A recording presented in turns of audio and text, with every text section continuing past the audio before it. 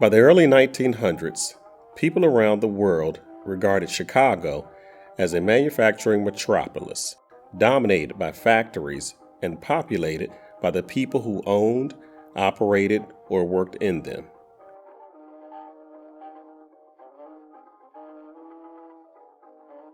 By 1919, half of the 400,000 wage earners in the city of Chicago worked in heavy industries, including iron and steel, garment manufacturing, agricultural and electrical machinery manufacturing, commercial printing, railroading, and meat packing.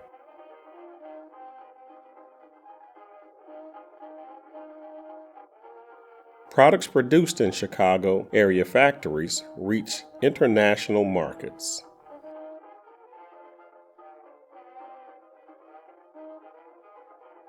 The promise of employment in these industries reached just as far, drawing immigrants to the metropolitan region.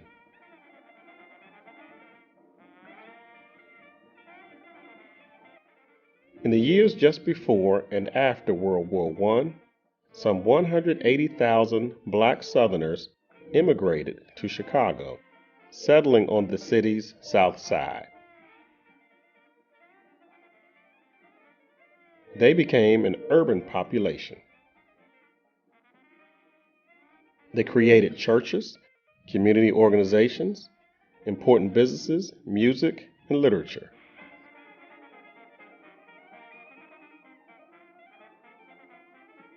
African Americans of all classes built communities on the south and west sides of Chicago for decades before the Civil Rights Movement.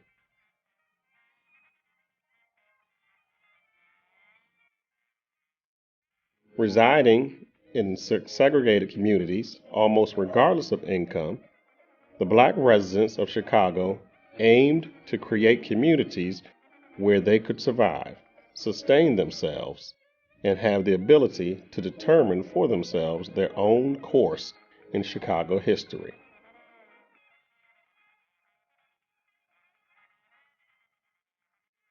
Chicago was the place to be if you were young, Black, and ambitious.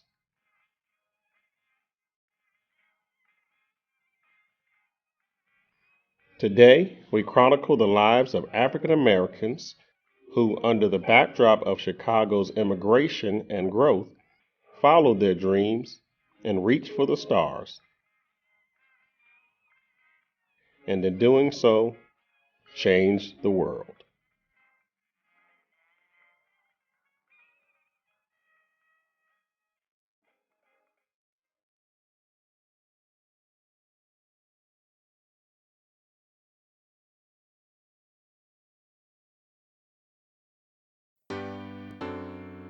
Elizabeth Coleman was one of a family of 13 children. They were an integrated family of sharecroppers. Mom was African American, Dad was Native American Indian.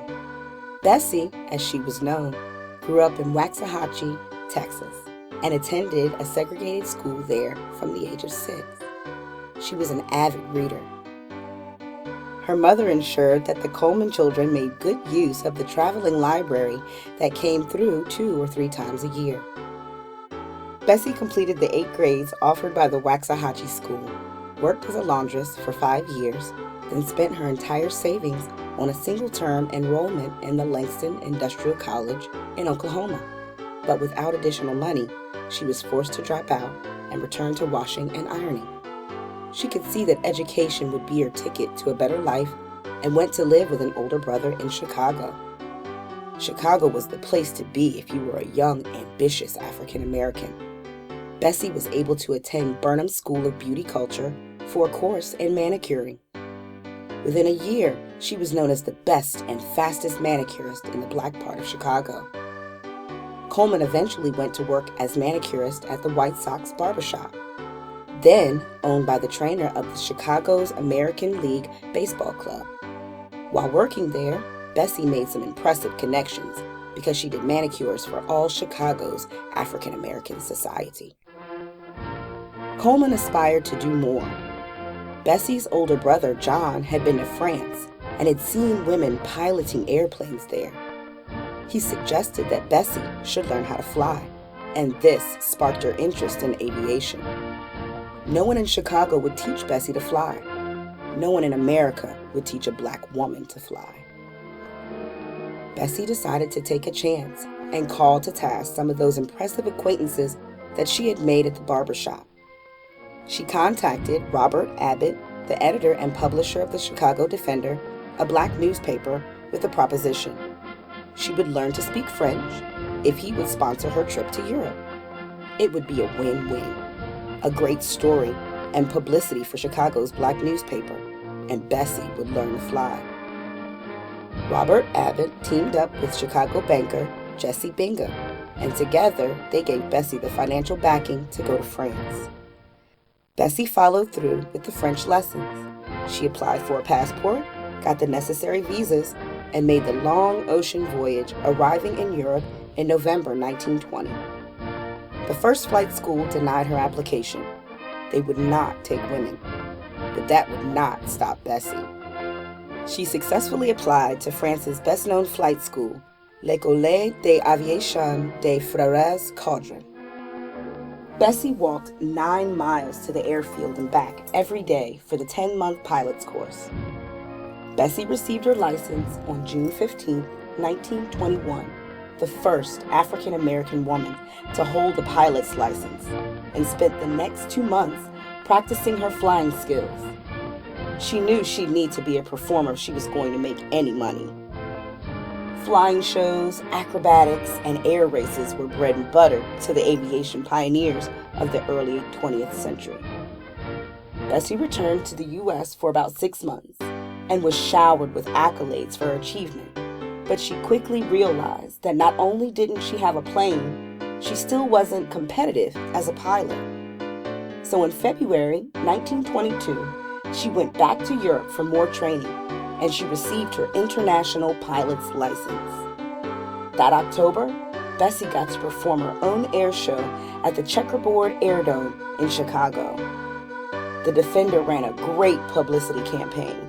They called her Queen Bess, and admission to her show was a hefty $1 for adults, which is about $14 in today's money. Bessie attracted an audience of 2,000 people, both black and white. In a borrowed plane, she performed 4 exhibition flights and then gave joyrides until after dark. It was a triumphant homecoming. Bessie needed her own airplane though. Finally, when she was able to purchase one, it crashed on her way to an air show, and Bessie ended up with a serious injury, including a broken leg. She was hospitalized for 3 months. She returned to Chicago to recover and took another 18 months to return to flying. But Queen Bess still had a dream. She vowed to make Uncle Tom's Cabin into a hangar. She wanted to open an integrated flying school that would allow anyone to learn to fly, black or white, male or female. So in 1925, Bessie lined up a series of paid lectures and exhibition flights in Texas, followed by similar tours in Georgia and Florida. She spoke in schools and theaters and civic clubs. She encouraged young people to take to the air, and she performed air stunts on the weekends. Tragically, Bessie Coleman's life was cut short when on April 30th, 1926, the controls jammed on her new airplane. She was thrown out of her Curtiss Jenny as the plane spun out of control. Bessie was given 4 funerals, 2 in Jacksonville, where the accident happened, 1 in Orlando, and finally 1 back in Chicago. 10,000 people paid their respects. To this day, on each anniversary of her death, pilots drop flower arrangements on Bessie Coleman's grave at the Lincoln Cemetery in Chicago.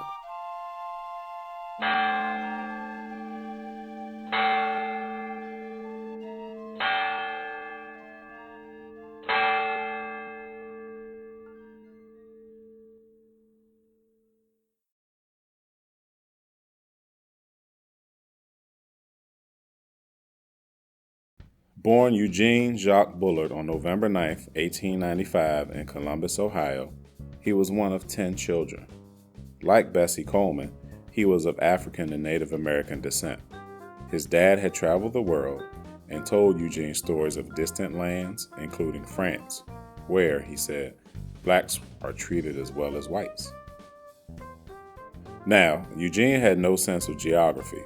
Shortly before his 11th birthday, Eugene ran away to France on foot. Later, as a teenager, he stowed away on a ship heading for Scotland, where he sought to start a new life free from racial segregation. He took up bodybuilding and started a career as a boxer. Some days he worked as a stagehand, other days selling fish or at an amusement park. Eventually, he toured Europe with a group of traveling entertainers. Bullard was visiting Paris when World War I broke out. He joined the French Foreign Legion. In 1916, at the Battle of Verdun, although wounded, he was fearless in battle. Bullard picked up his rifle and kept firing at the enemy. For his bravery, he was awarded the Croix de Guerre and was transferred to the Lafayette Flying Corps.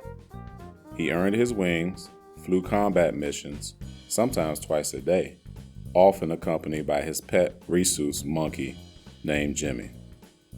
Because of his bravery on ground, his skill in the cockpit, and his imposing persona, he was nicknamed the Black Swallow of Death. By the fall of 1917, the United States had entered the war. The U.S. Army Air Service chose the best pilots from the British and French ranks. Bullard passed the medical exam, but was overlooked, probably because of his color. He continued flying for the French. However, in January of 1918, Bullard was involved in an altercation with a French officer. Because of this, he was transferred back to the infantry, never to fly again. He stayed in the war until Armistice Day and was always held in the highest regard amongst his fellow soldiers. After the war, Bullard stayed in Paris, where he opened a nightclub. The club, Le Grand Duc, was one of the hottest spots in Paris. At the outbreak of World War II, Bullard gathered intelligence for the Allies by spying on German officers who frequented the club. After the Germans invaded France, he joined a group of French soldiers that were defending Orleans. Bullard was hit and suffered a spinal injury. He returned to the States for treatment in July of 1940 and recovered from his injuries in New York. Bullard worked odd jobs to support his family, from a perfume sales representative to a foreign language interpreter for his old friend, Louis Armstrong. In 1954, Bullard was invited back to France to the dedication of the Tomb of the Unknown Soldier. In 1959, he was made a Chevalier in the Legion d'Honneur. In 1959, Bullard could be found working as an elevator operator at Rockefeller Center in New York City. He wore his military medals on his uniform. Bullard was interviewed by Dave Garroway on The Today Show, his story inspiring millions across America. Bullard died of stomach cancer in October of 1961. He received a full military funeral and is buried in the French War Veterans section of Flushing Cemetery in Queens, New York.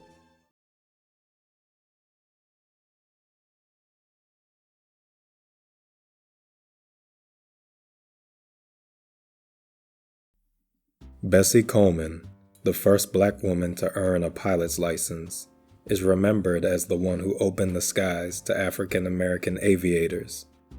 Less well known is Cornelius Coffey, who, with much the same vision and fighting the same obstructions, changed a corn patch in South Chicago into an airport that housed the nation's first large group of young, talented, and African American aviators. Young Coffey possessed a great gift for mechanical work. He was the top graduate in the South Chicago automobile mechanics class in 1925. He went to work for Emil Mack, a Caucasian, and a Chevrolet dealer. Coffey later found a spot at the dealership for a fellow mechanic named John Robinson. The two young men wanted to fly, but no one would teach them, so they taught themselves. In 1929, they enrolled in an aviation mechanics program at Chicago's Curtiss Wright School of Aviation. When they showed up for class, they were turned away because they were black, even though they had already paid their tuition. Their boss, Emil Mack, threatened to sue the school on their behalf, and they were allowed to return to class. 2 years later, Coffey finished at the top of his graduating class. Robinson came in second. Coffey went on to earn his mechanics license from the U.S. government. The Curtiss Wright School of Aviation changed its policy and invited the men back to teach all black classes. The men joined with several African American aviation enthusiasts to form the Challenger Air Pilots Association. But pilots need an airport, and no airport welcomed blacks. In 1931, the group bought a half-mile wide tract of land in Robbins, an all-black town southwest of Chicago. The Robbins Airport became the first black-owned airport in the United States. A year later, a thunderstorm ravaged the small airport, and the group realized that they not only needed to rebuild, but they also needed more space. An opportunity arose a few miles north, in Oaklawn, where 140 acres of farmland were being converted to an airport. It would come to be known as the Harlem Airport at 87th Street and Harlem Avenue. Blacks and whites were segregated to their own hangars, but all of the pilots shared the 4 runways. Later, because of his mechanical expertise, Coffey was hired to work on planes for the white pilots. His flying school at the south end of the airport welcomed everyone. Every 10 students that I took, I had 1 white student and 1 girl student in that unit. One of those female students was Willa Brown, a pert 27-year-old who traveled to Harlem to take flying lessons from Coffey. Brown had been a school teacher with a master's degree in business administration. She became the first African-American woman to earn a pilot's license in the United States. She became indispensable to Coffey's operation and to the Black aviation movement. She was so indispensable that Willa Brown married Cornelius Coffey in 1939. After the wedding, the couple opened the Coffey School of Aeronautics, the first Black-owned and operated private flight training academy in the United States. The Coffey School was awarded a contract by the federal government to train Americans to fly airplanes in case of a national emergency. Brown became a co-founder of the National Airmen's Association of America in order to help get Black pilots into the military. By 1941, hundreds of men and women had trained under Brown, including many men who later became members of the famed Tuskegee Airmen. Brown was the director and coordinator of 2 Civil Aeronautics Administration programs, one at the Harlem Airport and the other at Wendell Phillips High School in Chicago. In addition to her work towards eliminating segregation in aviation, Brown achieved distinction when she became the first African American officer in the Civil Air Patrol, where she was commissioned as a lieutenant. The government also named her federal coordinator of the Civil Air Patrol Chicago unit. In 1943, Brown earned her mechanics license becoming the first woman in the United States to have both a mechanic's license and a commercial pilot's license. In 1946, Brown, a Republican, also became the first African American woman to run for Congress. Although she lost to the Democrat incumbent, she remained politically active. She supported various causes throughout her political career, including the racial and gender integration of the U.S. Army Air Corps. In 1972, in recognition of her contributions to aviation in the United States as a pilot, an instructor, and an activist, Willa Brown was appointed to the Federal Aviation Administration's Women Advisory Board. Willa Brown died on July 18, 1992, at the age of 86 in Chicago.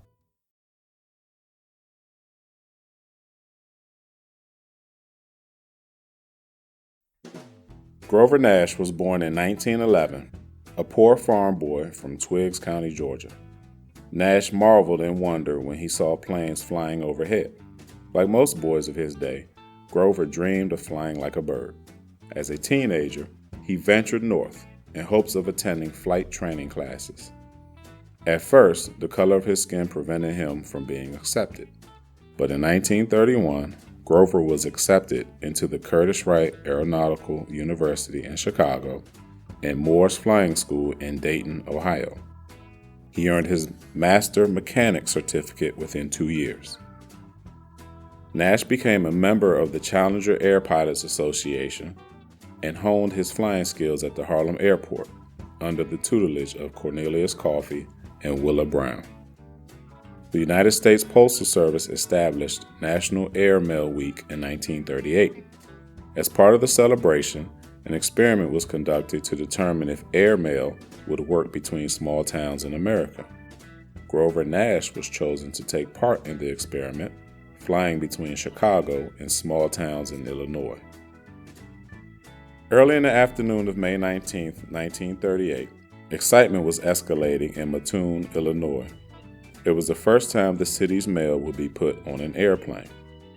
As Nash landed in Mattoon, he was greeted by the postmaster, the police chief, city officials, and 100 curious onlookers. Grover was given a hero's welcome, a tour of the city, and lunch at a local cafe. Nash received about 700 letters and headed off to Charleston, just 10 minutes away. Charleston had never had airmail service either. 8,000 people crammed the runway.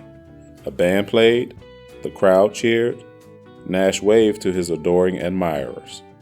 After waiting out a severe thunderstorm, Nash took off at 5:45 for Rantoul with another 2,000 letters. An astonished Nash later told a reporter for the Chicago Defender that no one seemed to notice his color along the way, especially the hundreds who pressed him to autograph their letters.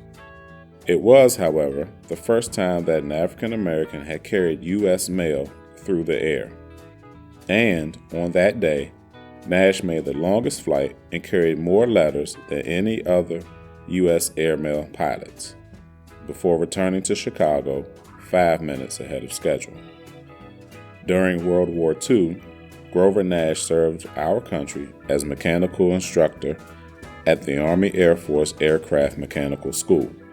He spent 16 months as an instructor for the Army Air Force Training Command.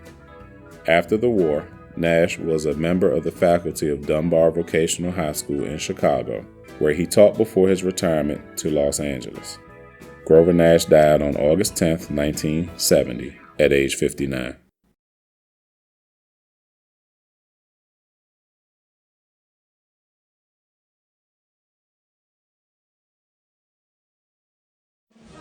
Following in the footsteps of his father, who was the first African American general in the Army, Benjamin O. Davis Jr. became the first African American general in the United States Air Force. He was assigned to command the Tuskegee Airmen. Davis retired as a lieutenant general, but President Clinton promoted him to 4-star general in 1998. He died just 4 years later, in 2002. A red-tailed P-51 flew over during his funeral. The Red Tails under Colonel Davis were a disciplined group. You got up at 5 o'clock, went in for the briefing. After your briefing, standing at the door was B.O. Davis. Tall ramrod, looking you dead in the eye as you went out with your chute on your back. Gentlemen, stay with the bombers. He said unquestionably, our mission is to protect the bombers, not to see how many interceptors we can shoot down. And we are to do whatever is necessary to see that those bombers get safely to their target and back home. And if it meant your sacrifice of your life, that's what you're there for. Because here you are over Germany, and flight engineer hit me on the shoulder. And he went like that. And I looked out the window, and there was a B-51, and he was flying extremely close. He was wearing an oxygen mask, which covered almost all of the face. But I could tell that under that oxygen mask, the face was black. And I knew right away that this Mustang was being flown by the all-Negro 332nd Fighter Group. And I looked back at his tail, and sure enough, the tail was painted red.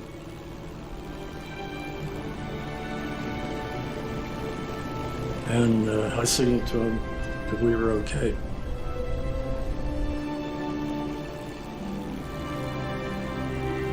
It was extremely comforting to know what they were doing. They were telling me, they came down to see if I was okay. And they were telling me, we're here. Well, after a few minutes, they left. They went back up to altitude.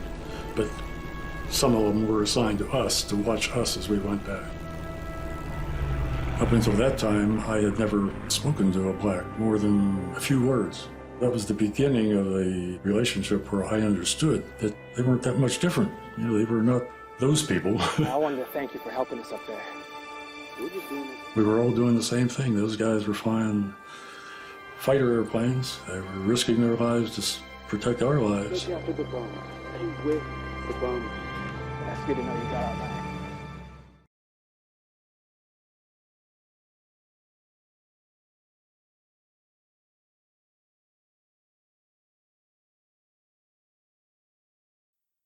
The Tuskegee Airmen were the first black servicemen to serve as military aviators in the United States Armed Forces.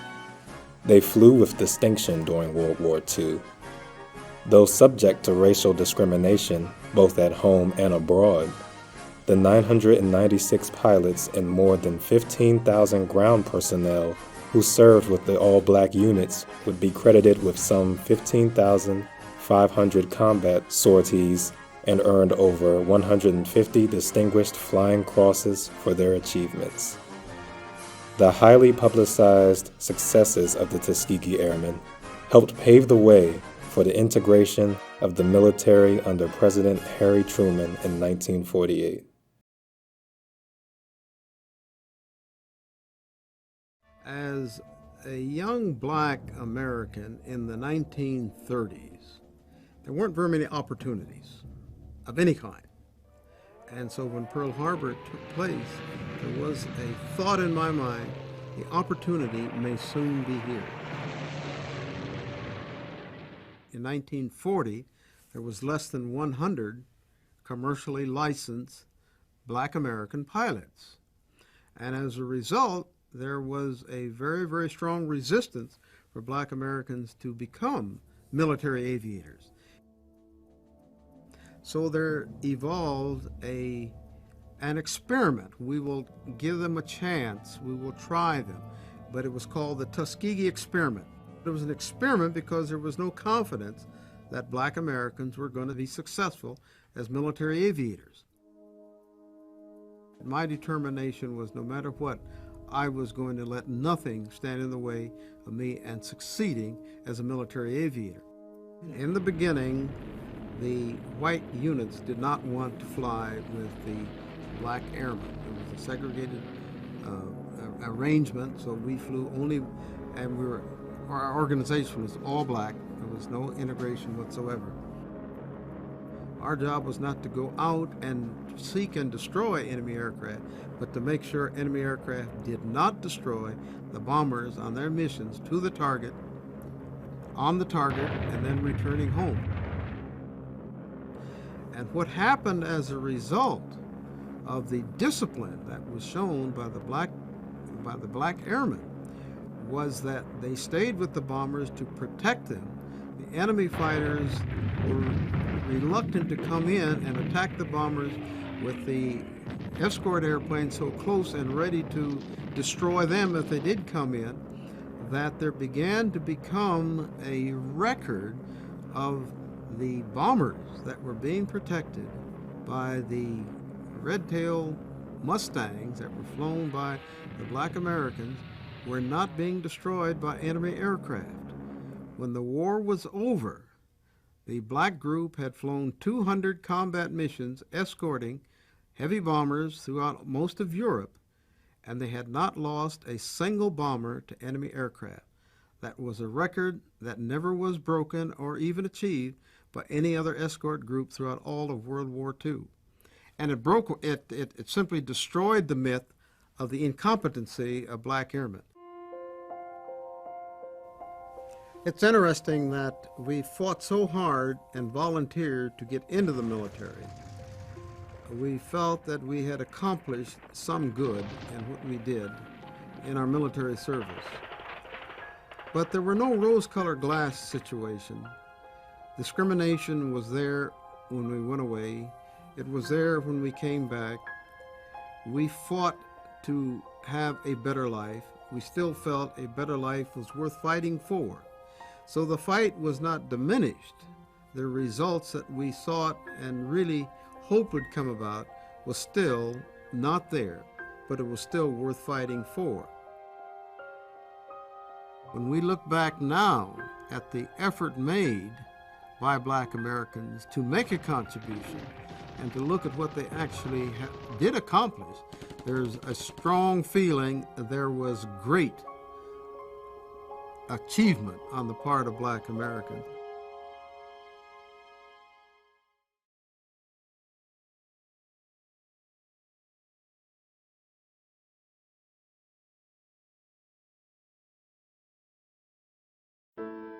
Robert Lawrence was born and raised in Chicago, where he excelled in school. At Bradley University, he obtained a degree in chemistry and signed up for ROTC, where he became the Corps commander. He graduated in 1956 and was commissioned as an Air Force lieutenant. After completing flight training, he was assigned to an instructor pilot for the German Air Force. He then was assigned to Ohio State University to earn a PhD in physical chemistry. In 1967, Lawrence was selected to join an elite team of military officers training for a planned small space station. The Pentagon's Manned Orbiting Laboratory was intended to explore the value of military space missions for astronauts.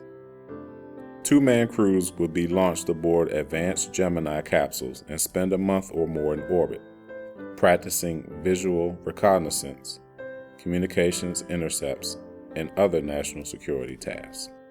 On December 8, 1967, tragedy struck as Lawrence, along with a pilot in training, crash-landed at Edwards Air Force Base in California. Major Lawrence was killed in the accident.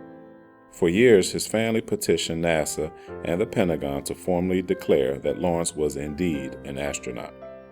His name was omitted from a plaque left in 1971 by Apollo 15 astronauts on the Moon, honoring fallen astronauts. Likewise, Lawrence was not included in a memorial at the Kennedy Space Center. Had Major Lawrence lived, he likely would have been among the group sent to NASA. 7 of Lawrence's fellow astronauts in the Orbiting Laboratory program made space flights aboard NASA shuttle vehicles. It was not until a private campaign by historians, journalists, and politicians that on December 8, 1997, on the 30th anniversary of his death, that Major Robert Lawrence had his name unveiled on the Florida Memorial, finally paying him a well-deserved tribute as a fallen astronaut.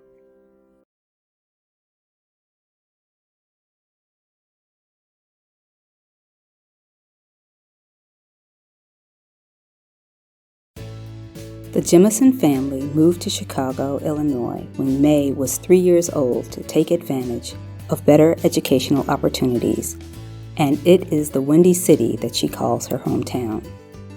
Throughout her early school years, May's parents were supportive and encouraging of her talents and abilities, and she spent a considerable amount of time in her school library reading about all aspects of science, especially astronomy. She received a Bachelor's of Science degree in chemical engineering from Stanford University and went on to become a medical doctor with a degree from Cornell University Medical College. She worked as a general practitioner, then taught and did medical research with the Peace Corps. In 1985, Jemison made a career change and followed a dream she had nurtured for a long time. She applied for admission to NASA's astronaut training program. Jemison was one of the 15 candidates chosen from a field of about 2,000. May Jemison became the first African American woman to be admitted into the NASA astronaut training program. She flew into space on September 12, 1992, aboard the Space Shuttle Endeavour, becoming the first African American woman in space. She carried a photograph of Bessie Coleman, the first African American woman to hold a pilot's license, on her trip to space. On that space flight, Jemison was the science mission specialist. She conducted experiments on weightlessness and motion sickness on her 6 fellow crew members and herself. In all, she spent more than 190 hours in space. Mae Jemison was a NASA astronaut for 6 years. Today, she devotes much of her attention to the 100-year Starship, a plan to develop technologies needed to enable long-duration human space travel a century from now. The project has brought together more than 24 far-sighted futurists, NASA specialists, science fiction writers, and educators. Here is Mae Jemison to tell us more.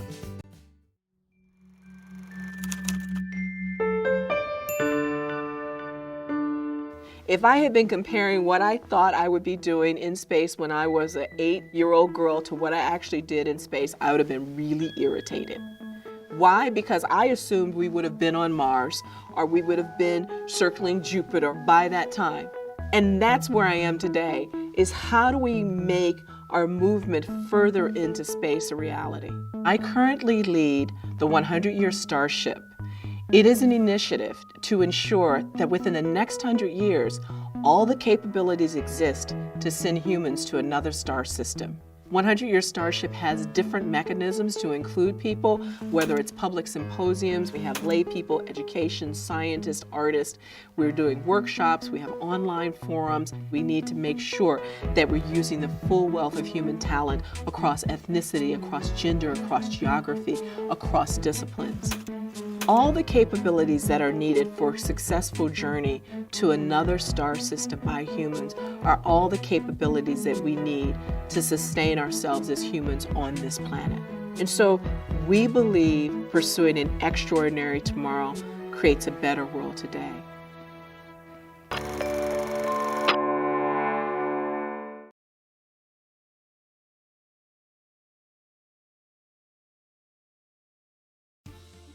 African Americans have been actively contributing to space exploration as astronauts for more than 30 years. NASA selects astronauts from a diverse pool of applicants with a wide variety of backgrounds. The astronaut group chosen in 1978 shaped the Space Shuttle crews and future astronaut selection for decades to come. As NASA moved towards the first shuttle launch, this class included 6 women, an Asian American man, and 3 African American men. In 2001, Robert Curbeam was the first African American astronaut to visit the International Space Station.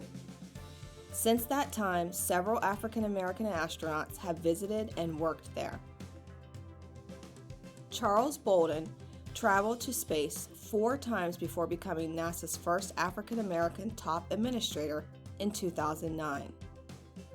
Bolden served through the end of President Obama's administration. Ladies and gentlemen, thank you for joining us today. Let us all continue to reach for the stars.